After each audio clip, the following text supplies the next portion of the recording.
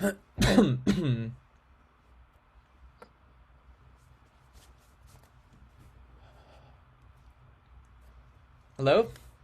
Hello, can you hear me?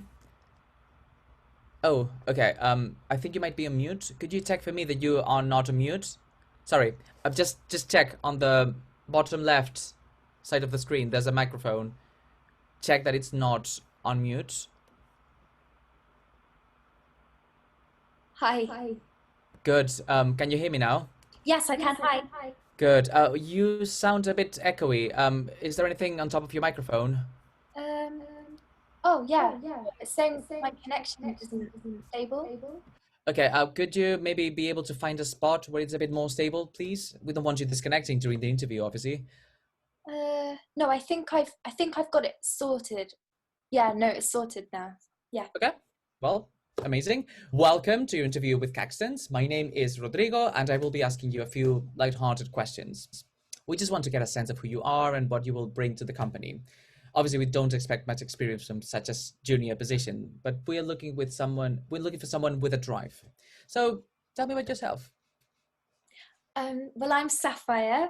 I studied creative writing for 3 years, and I graduated last year. I had a bit of a blip, and I decided I wanted to do something a bit different.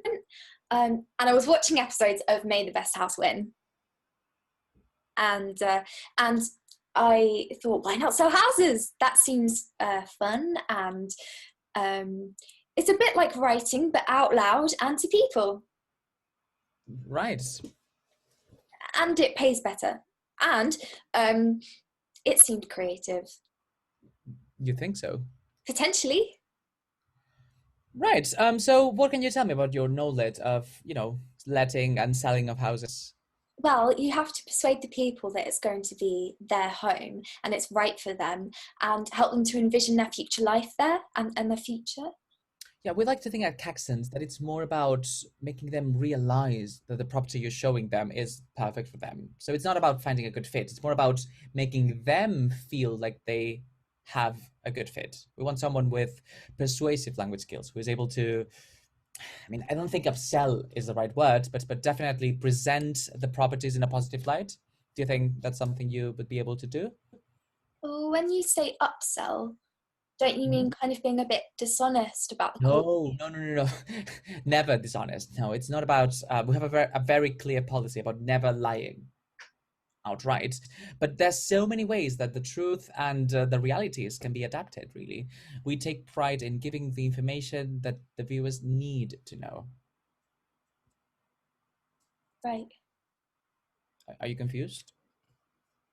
No, no. It's just I don't think I agree. Actually, I think the house should really be right for them, and they should know all the things that are wrong with it as well as the good parts, because then they know what to fix. And I just think otherwise, isn't it tricking them?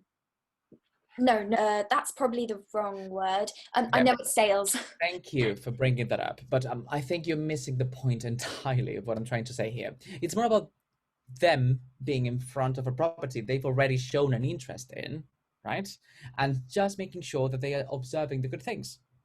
You would never say that the bathroom is a little small, for example, would you?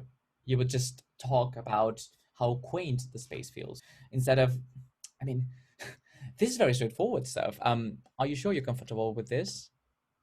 Yes, I've lived in loads of cool houses. I could use those to sort of talk about these and sell them. So, okay, if you had to focus on the good parts of somewhere you've lived before without muddying the waters, just could you do that? Just give me an example of a house you've lived in and sell it to me. I can definitely talk about my student house from first year. It had this really cool front door. I mean, it was pretty battered, but it was our front door. And I will stop you there. oh, Battered. It's not a word that we would use. It's more about making it distinct. You could say unique, or retro. This is a unique front door. Never refer to things as damaged or lacking in quality. That would bring attention to the negatives. oh yeah, I get that. I mean, it's the front door. I mean, if it's damaged, it's the first thing they'll see anyway. Remember, unique, not damaged. Got it? Yeah. Right. So this house, I mean, walking that door had so many memories, like arguing with my housemates and slamming it and running out to tell a friend something, and the way it would make the walls rattle in our Okay, house. once again, let me just stop you. You seem to be very fixated on that door. You've told me nothing about the living space. How big was it? How many rooms were there? Bathrooms? You know, the standard way of describing a house. Yeah, you're right. I am fixating. Sorry. It had 3 or 4 bedrooms. 5. Yeah, 5 bedrooms, 2 bathrooms, kitchen, basement. Quite big in the basement. Not super light, but I liked it though. It was quite nice. Quite nice. Well, not really. I mean, it was a bit dingy. The sink stank because my housemate shoved food down it, so it wasn't really a surprise. Dingy. Yeah, but that's kind of what I miss about it. I mean, I'm not sure I liked that about it at the time, but it's what made it my home, not just a showroom and not just how it looks when you first move in and the fresh white paint smell. No, it was what it was, and we could have made it into anything. We made it into a mess, but a family could have made it a lovely home. And isn't that what buying a house is about? About making it yours. Well, we certainly avoid talking in conditionals, really. Our properties need to have fulfilled living potential. They are ready to be sold or bought. Just frame what is there in an excited kind of light if possible. Could you do that, please? Just try that. Try that for your room, for example. My my room.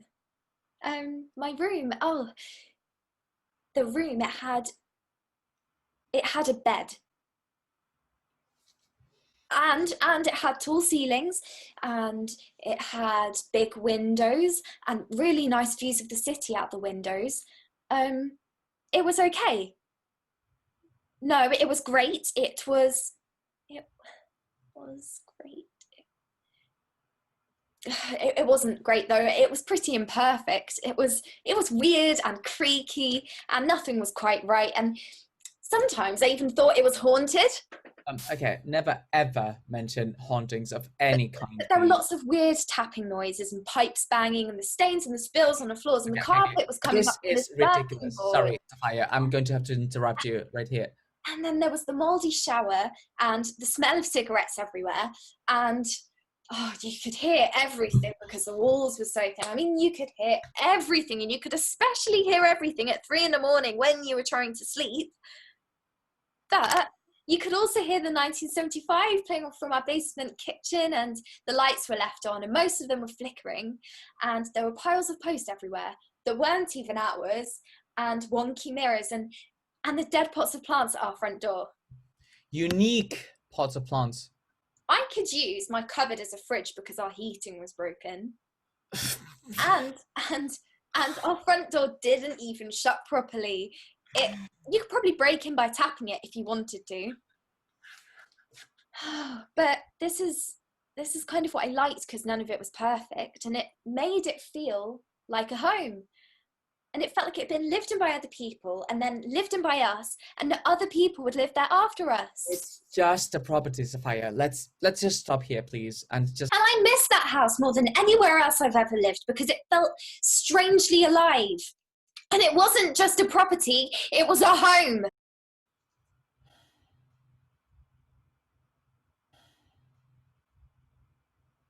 Hello? Hello, can you still hear me? Am I on mute again?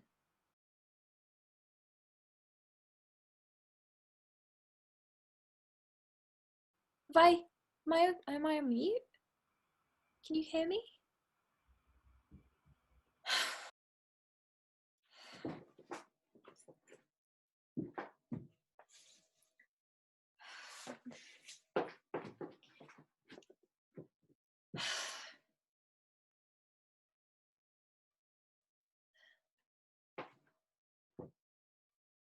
I really,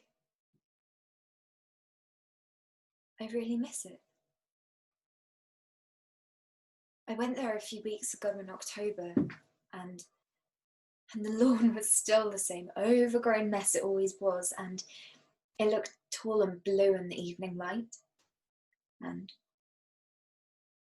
I could see the stairs down to the basement, and it looked warm, and I wanted to go back inside.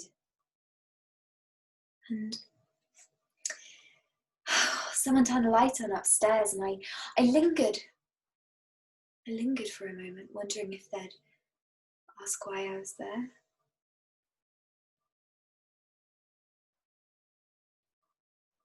No one did.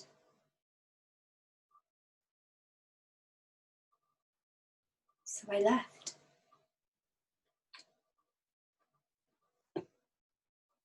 It's their home now.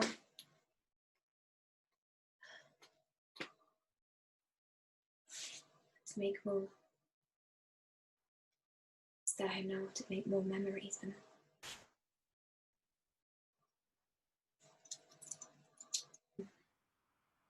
Okay. I'm going to have to stop you there.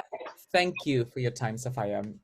We won't be taking this interview any further. I don't think you're quite what we had in mind for the job role. thank you, I understand. Thank you for wanting to be part of our Caxton's family. Thank you for your time.